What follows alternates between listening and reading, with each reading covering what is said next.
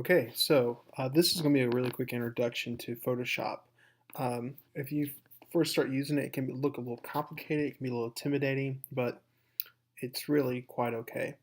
If you don't have it on the bottom and here in your dock, I would suggest you hit Command Spacebar and look up Photoshop. You're going to be using CS6. Give it a second to load. Perfect. Not too bad at all. Let's go ahead and just do a quick mini tutorial via me showing you how to use some particular tools. The first thing you want to do is hit File, New, or you can hit Command N to create a new file, essentially.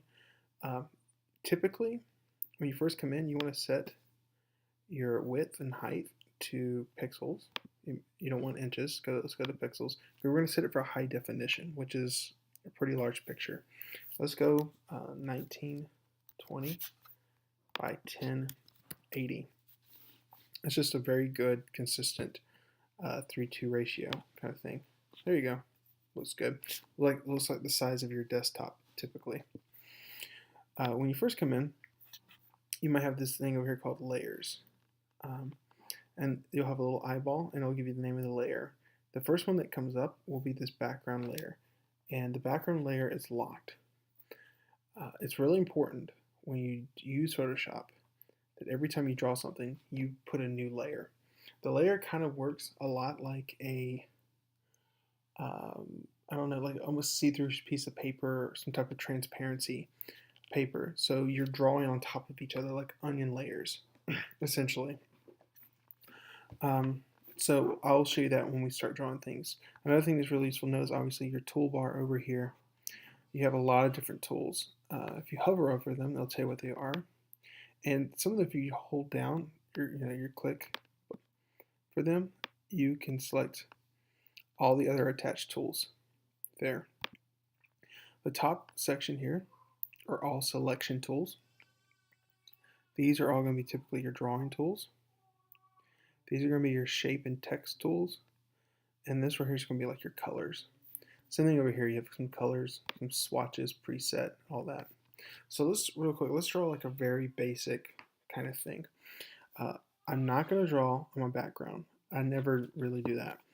I'm going to go to Layer, New, which is the same. It's like Shift Command N. So a new project is Command N, new layer is Shift Command N.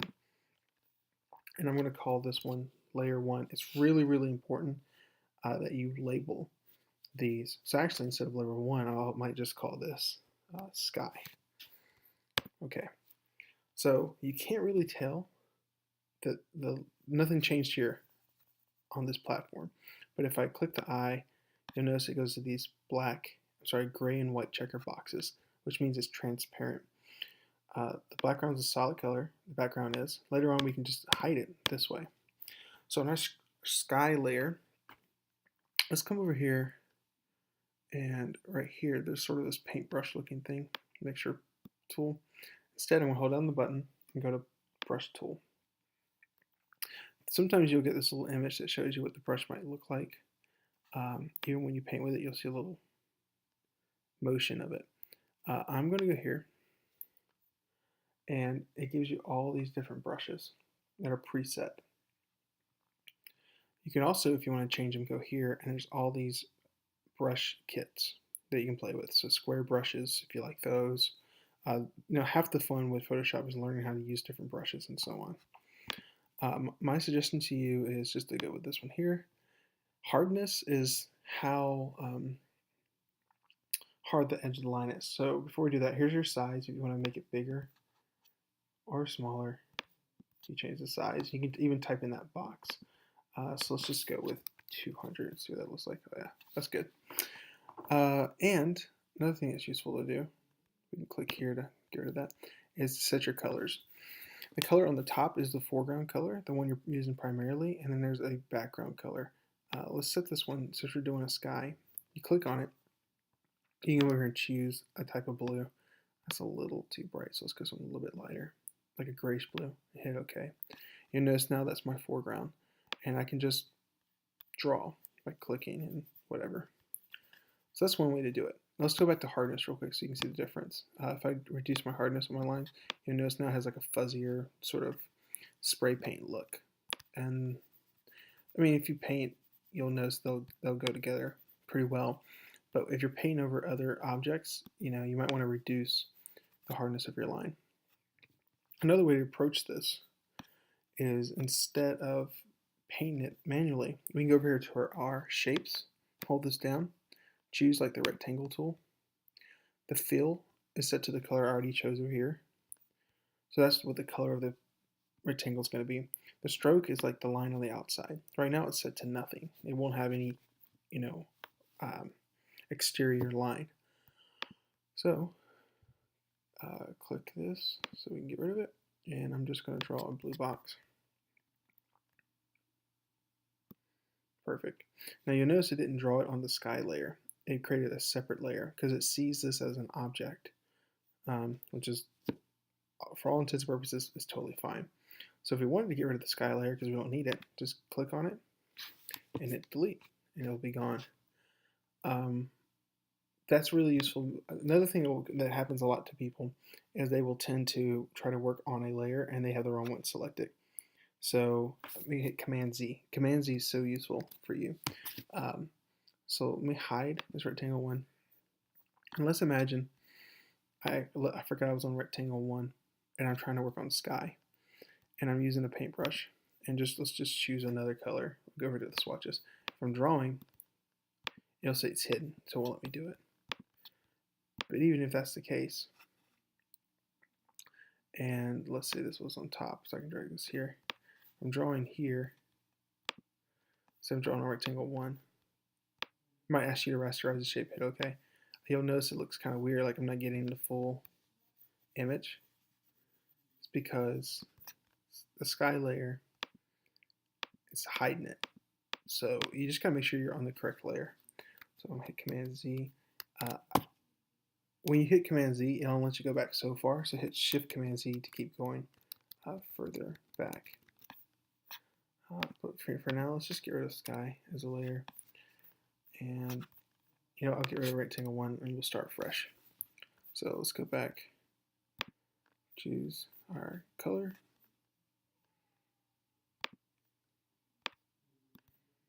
And draw a rectangle again. Everything looks fine. Draw it above. Looks cool. All right, let's add a new layer. So Shift Command N. Let's call this one grass. And let's go find a brush. So click on the brush here. And down here, a little ways down, I think it's 131, is this sort of grass looking tool. And yeah, I want to make it bigger. So I'm going to just kind of pull up. Let's go about 100. Doesn't have to be exact. And let's choose 2 colors. You can, with certain brushes like this, you can make it so that your foreground and your background color are different, and yet it'll be used both at the same time. To show you what I mean is, let's go find like a good sort of grassy green. And we hit this little arrow here to switch from foreground to background. And let's go find a different green, like a lime green. There's our 2 greens, and I can just drag this across, and you see how there's this different, there's even like yellow grass. It basically will draw grass to match anything in between. So I can kind of fill this in with this grass looking brush, which looks pretty good. Now it's good that I'm on the grass layer, right? We would normally check and make sure that's what we were doing. But you still see some blue down here at the bottom. So what I would probably go do is take a rectangle tool, and you notice my fill is the same as the top one already. I can just draw this rectangle here. And it's on top, which is not what we want, so we can just go here and drag it behind our grass. And still see this sort of weird line. Let's hide this for a second. And if I hit Command T, that's transform, it allows me to expand the object, and I can rotate it as well. See how there's a rotation here as well. So Command Z to get it back. And when you're done, if you don't hit the check mark or press the return button, you can't do anything else. So always make sure you do that. And it looks okay. So let's put this grass back up here. Okay, so it's still selected, and it's not great. Like I can still see a straight line through, but for all intents and purposes, for what we're doing, uh, we're fine. I accidentally just created another rectangle here, so I can just click on that layer and hit delete. Cool. So that's some just very basic things. Another thing that people want to do often is they want to select something really quickly and delete it. So I'm going to show you that really fast. If you have a picture you want to work with, like this one here, just drag it in. You're in the transform mode, so we can't do anything until we hit this, but let's make it a little bit bigger so you can see it. Another thing you can do to zoom in, this is going to be like a giant game box or something, in the grass. Let's move it down a little bit, and we're going to move it behind the, we can't move it yet. We're going to move behind the rectangle layer in just a second. Hit return, and then sounds like it's like on the hill or something, buried in the grass. Let's say we want to select this black part here. Over here, there's this tool called the Quick Select tool. And there's also Magic Wand tool. Magic Wand tool is better if it's a flat color, so something that's one color that's big. You would use that. So you'll notice it did a good job of kind of cutting out all the black areas here. And I would just hit delete. But I can't because I have to rasterize it. So on that layer, go over to the layer that it's on, hold down Control and right click, and go to rasterize layer. I won't get into the details of rasterization. It just basically changes it from an object. We've hit delete. Let's see what happens now if I select it. Yeah. So now you notice it selected a smaller part, just the black area. Hit delete. That's gone. Now I can see through it. Pretty cool. This is how you delete parts of pictures with people in it and so on. There's a lot of different ways to do that. Anyways, I think these are the basic things you need to know. As you move through, you're going to learn a lot more about Photoshop, and it's a really, really great tool. So let me know if you have any questions.